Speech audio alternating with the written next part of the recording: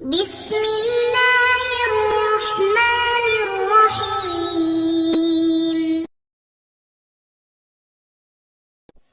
السلام علیکم ورحمۃ اللہ وبرکاتہ۔ امید ہے کہ آپ سب ایمان، صحت، عافیت اور برکت کے ساتھ ہوں گے۔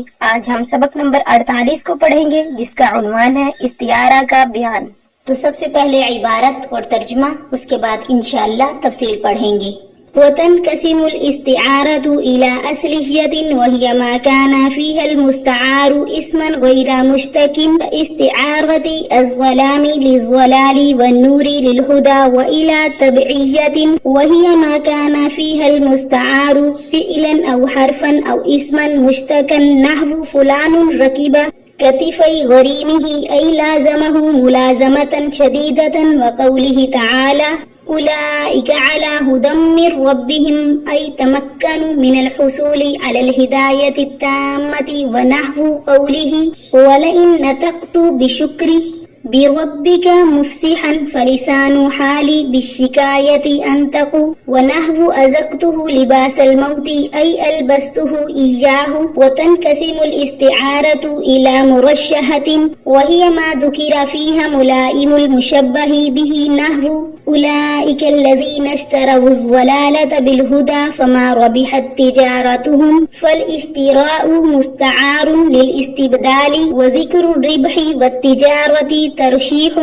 وإلى مجردة وهي التي ذكر فيها ملائم المشبه، نحو فأذاقها الله لباس الجوع والخوف، والإذاقة تجريد لذلك. وإلى مطلقة وهي التي لم يذكر معها ملائم، نحو ينقضون عهد الله، ولا يعتبر الترشيح والتجريد إلا بعد تمام الاستعارة بالقرينة.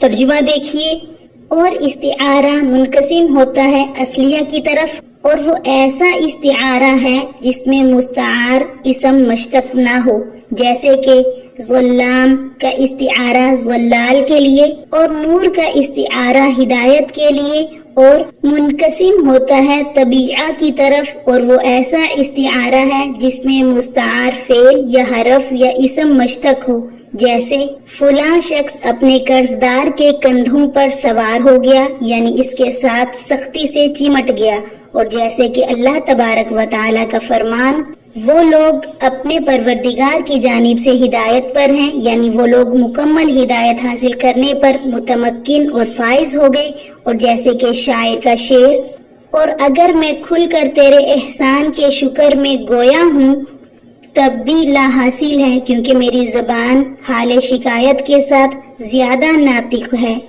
اور جیسے میں نے اس کو موت کا مزہ چکھا دیا، یعنی اس کو وہ چیز پہنا دی۔ اور استعارہ منقسم ہوتا ہے مرشحہ کی طرف، اور وہ ایسا استعارہ ہے جس میں مشبہ بھی مستعار منہ کے مناسب کوئی لفظ ذکر کر دیا جائے، جیسے کہ یہ وہ لوگ ہیں جنہوں نے ہدایت کے بدلے گمراہی لے لی تو ان کی تجارت سود مند نہ ہوئی، تو اشترا خریدنا مستعار ہے استبدال بدلنے سے، اور ربیع اور تجارت کا ذکر ترشیح ہے، اور منقسم ہوتا ہے مجردہ کی طرف، اور وہ ایسا استعارہ ہے جس میں مشبہ مستعار لہو کے مناسب کوئی لفظ ذکر کر دیا جائے، جیسے کہ اس پر اللہ تعالیٰ نے ان کو ایک محیط قحط اور خوف کا مزہ چکھایا۔ لباس کا استعارہ کیا گیا ہے اس چیز سے جو انسان کو بھوک اور خوف کے وقت ڈھانپ لیتی ہے، اور اذاقت اس کی تجرید ہے۔ اور استعارہ منقسم ہوتا ہے متعلقہ کی طرف، اور وہ ایسا استعارہ ہے جس کے ساتھ کوئی مناسب لفظ کو ذکر نہ کیا جائے، جیسے کہ وہ لوگ اللہ کے معاہدے کو توڑ دیتے ہیں، اور ترشیح اور تجرید کا اعتبار نہیں کیا جاتا ہے مگر استعارہ بالقرینہ کے پورا ہونے کے بعد۔ تفصیل دیکھیے، وتنقسم الاستعارۃ الی اصلیۃ، تو اس عبارت میں لفظ مستعار کے اعتبار سے استعارہ کی دو قسمیں بیان کی گئی ہیں، نمبر 1 استعارہ اصلیہ، نمبر 2 استعارہ طبعیہ۔ تو استعارہ اصلیہ وہ استعارہ ہے جس میں لفظ مستعار اسم جنس ہو اور اسم مشتق نہ ہو، جیسے کہ ظلامی تاریکی کا استعارہ ضلال یعنی گمراہی کے لیے، اور نور کا استعارہ ہدایت کے لیے، کیونکہ ظلام اور نور دونوں مستعار ہیں اور اسم جنس ہیں، اور ضلال اور ہدایت مستعار لہو ہیں۔ اور استعارہ تبعیہ وہ استعارہ ہے جس میں لفظ مستعار فعل یا حرف یا اسم مشتق ہو، جیسے کہ فلان رکیبہ کتفی غریمہ ای لازمہ ملازمۃ شدیدۃ۔ تو اس مثال میں رکیبہ مستعار ہے جو فعل ہے، اور ملازمتاً چمٹ جانا، پیچھے پڑ جانا مستعار لہو ہے، یعنی قرض دار کے پیچھے پڑ جانے کو تشبیہ دی گئی ہے اس کے کندھے پر سوار ہونے سے۔ اور وجہ جامع دونوں کے درمیان یہ ہے کہ جس طرح سوار سواری پر اپنی پکڑ مضبوطی سے جمائے رکھتا ہے، اسی طریقے سے قرض خواہ نے قرض دار پر اپنی گرفت جما رکھی ہے۔ اور مستعار حرف ہو، جیسے کہ اولئک علی ھدی من ربہم ای تمکنوا من الحصول علی الہدایۃ التامۃ۔ تو اس آیت مبارکہ میں علی مستعار ہے جو حرف ہے، اور التمکنوا من الحصول علی الہدایۃ التامۃ یعنی کہ ہدایت کے حصول پر متمکن ہو جانا مستعار لہو ہے، یعنی کہ مہدی اور خدا کے درمیان مطلق ارتباط کو تشبیہ دی گئی ہے، مستعلا اور مستعلا علیہ کے درمیان مطلق ارتباط سے، اور وجہ جامع دونوں کے درمیان متمکن ہے۔ جس طریقے سے چھت وغیرہ کسی بلند چیز پر چڑھا ہوا شخص اس پر متمکن ہوتا ہے، اسی طریقے سے ہدایت یافتہ متقی شخص بھی ہدایت تامہ پر متمکن ہے۔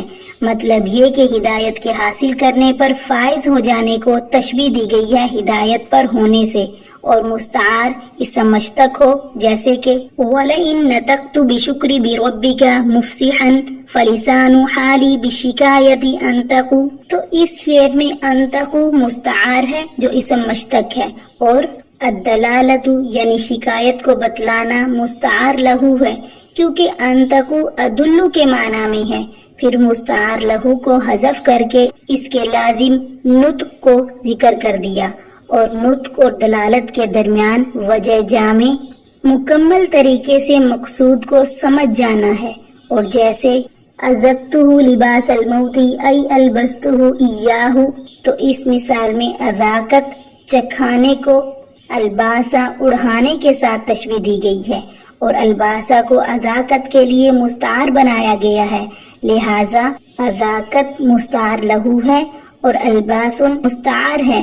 پھر مستعار کو حذف کر کے اس کے لازم لباس کو ذکر کر دیا۔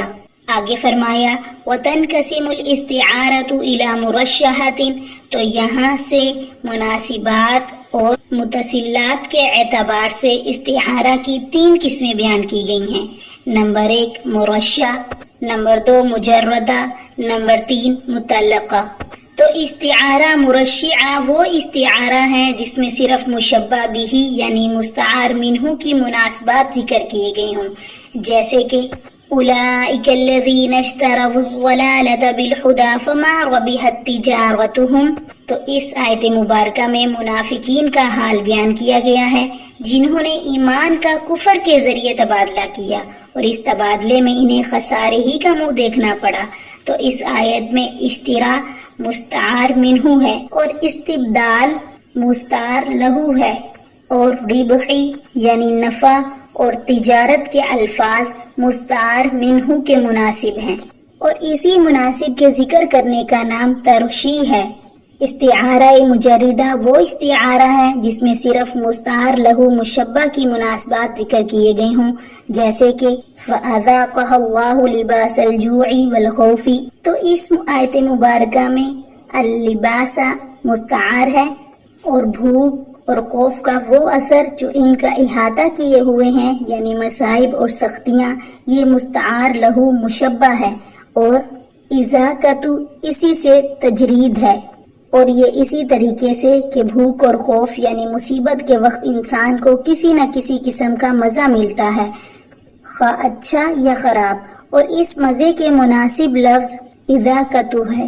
استعارہ متعلقہ وہ استعارہ ہے جس میں مستعار لہو اور مستعار منہو میں سے کسی کے مناسبات ذکر نہ کیے گئے ہوں، جیسے کہ ینقضون عہد اللہ، وہ اللہ کے عہد کو توڑتے ہیں۔ تو اس آیت میں ابطال عہد کا استعارہ کیا گیا ہے، نقض عہد سے، یعنی عہد کے توڑنے کو رسی کے دھاگوں کے کھولنے سے تشبیہ دی گئی ہے، مگر نہ تو ابطال عہد کا کوئی مناسب ہے اور نہ ہی نقض مستعار منہ کا۔